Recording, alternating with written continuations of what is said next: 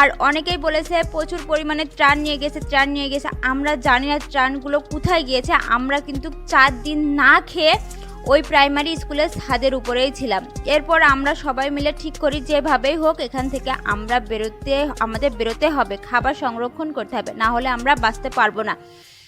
এমনই সময় হেলিকপ্টার দিয়ে উপর দিয়ে যাচ্ছিল আমাদের উপর দিয়ে। আল্লাহর কি অশেষ রহমত, আমরা হেলিকপ্টারের দৃষ্টি আকর্ষণ করতে পারি এবং তাদের মাধ্যমে আমরা 4 দিন পর খাবার এবং পানি পাই। আমার দাদার অবস্থা খুব বেশি খারাপ হয়ে যায়। আমি আবারও বলছি, আমার দাদার বয়স কিন্তু 80 বছর ছিল। এবারে বন্যায় মানুষের যে পরিমাণ ক্ষতি হয়েছে সেটা বলার মতন না।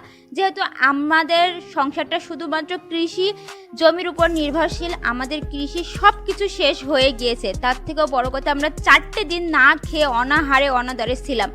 আমি জানি আপু হয়তো এই গল্পটা পড়বে, কারণ আমি আমার সত্যি একটা গল্প তার সাথে শেয়ার করলাম।